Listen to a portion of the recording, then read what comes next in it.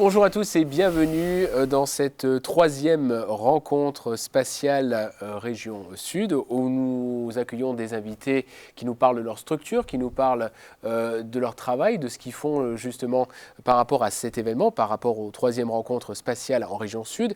Et aujourd'hui nous accueillons Stéphane Heinrich qui est avec nous, qui représente la société, qui en est même le président, Aérospace Innova, plutôt Innova Aérospace. Oui. C'est comme ça qu'on dit? J'aime bien qu'on prononce comme vous ça. Aimez Innova bien comme innovation. Voilà, très bien. Bon, ben voilà. Est-ce que vous pouvez nous présenter justement déjà qui vous êtes et votre structure? Donc Stéphane Heinrich, ancien consultant dans l'aérospatial depuis 25-30 ans, beaucoup sur Toulouse et pas mal maintenant sur Cannes depuis une quinzaine d'années, aussi un petit peu à l'étranger, donc essentiellement dans le spatial. Société Innova donc fondée en 2019 qui se veut donc de faire des projets innovants dans l'aérospatial. On est très orienté spatial et sur deux grandes thématiques qui sont le Green Space et le New Space. Je pense qu'on n'a pas forcément besoin de préciser. Donc tout ce qui est donc Green Space, c'est toute la partie développement durable du spatial, la problématique débris. On a eu quelques success stories sur le sujet Design for Demise. Qu'est-ce qui reste des satellites lorsqu'ils reviennent dans l'atmosphère en orbite basse? Donc beaucoup d'analyses de mission, beaucoup d'analyses de réentrée. Donc c'est un peu ça qui nous a donné un petit peu notre fibre pour développer un projet interne aujourd'hui, orienté pour le New Space de récupération de charges utiles depuis l'orbite. Alors, qu'est-ce qu'il en reste, justement? Il reste souvent des choses comme le réservoir de carburant, qui est souvent une espèce de gros ballon, donc il y a du mal à chauffer parce qu'il se ralentit très vite. Il reste des gros équipements, des éléments, des mécanismes, souvent à base d'acier, les roulements, ces choses-là, c'est des choses qui ont du mal à être digérées, on va dire, par l'atmosphère. Alors, vous êtes localisé à quel endroit? Juste à côté d'ici, voilà, complètement voisin. Donc on dépend anciennement créé à Cannes, donc la Bastide Rouge, on est vraiment à la Bastide, donc à la Pépinière, juste à côté, le bâtiment d'à côté, on va dire. On y est depuis plus de 5 ans, hein. On avait fondé en 2019 et on a tout de suite intégré les locaux là-dedans. Et puis petit à petit, on a pris plus en plus de bureaux. Donc aujourd'hui, on a deux bureaux, de gros ateliers, il y a un bureau plus présentation, visio et démonstration. Alors ça représente du personnel, j'imagine? Oui, alors on a varié entre 5 et 10 personnes. Alors aujourd'hui, on est 5 équivalents temps plein. Il y a beaucoup de gens en apprentissage, en stagiaire durant l'été. Et on va regonfler pour l'année 2025 avec, si possible, des embauches CDI et CDD. Donc a priori 2 à venir prochainement. Bon, vous répondez déjà à d'autres questions, mais on va y revenir d'ici quelques instants. Ouais.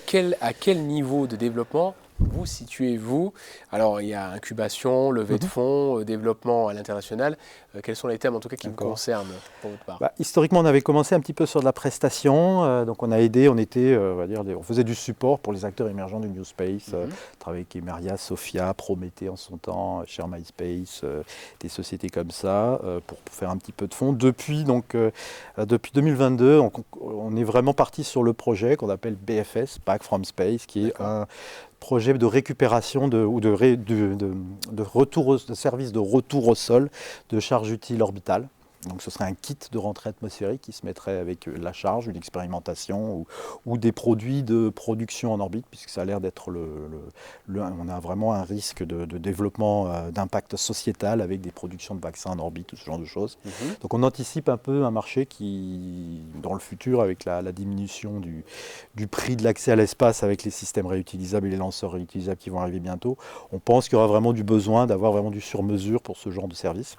Donc c'est notre créneau d'être le plus low cost possible, le plus simple possible. Alors, justement, votre société, est-ce qu'elle contribue à la souveraineté de la France? Bien sûr, je pense que tout le monde répond oui. Voilà. Alors, oui, donc comme j'ai dit, on est assez unique sur ces deux sujets, sur ces deux technos et sur cette notion de service. Je pense qu'il y a très peu d'acteurs en France ou à notre échelle qui font ça. Oui. Alors, l'évolution, vos ambitions sur les 3 prochaines années?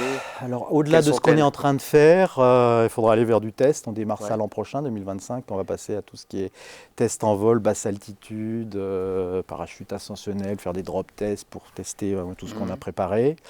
On dit mi-2025, là on voudrait vraiment que notre système de parachute, parapente autonome, soit efficace et puisse éventuellement servir à faire de l'affaire pour utiliser ce système-là. On pense dès l'an prochain déjà essayer de vendre aussi de la protection aérothermique dans d'autres secteurs d'industrie qui ne seraient pas forcément aérospatiales. Ça peut servir dans les lanceurs, ça peut servir dans la métallurgie, partout où on a de la température.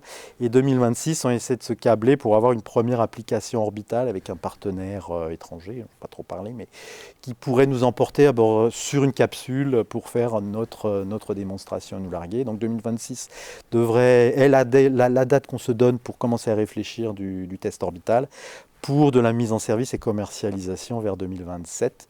Donc dans 3 ans, on aimerait bien avoir positivement passé toutes ces étapes-là et être en phase de vendre du système low cost avec beaucoup de clients et surtout des très très grosses cadences de production, puisqu'on sait que nos clients, ceux qui veulent faire des vaccins en orbite, ils travaillent, ils veulent rester en orbite que 15 jours. C'est vraiment du sur-mesure et on essaie d'adresser ce créneau-là. Et voler très souvent, genre tous les mois.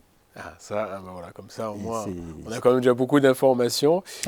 Pour terminer, si le bon génie de nos sponsors, le CNES et Cannes, vous accordait un vœu, quel serait ce vœu?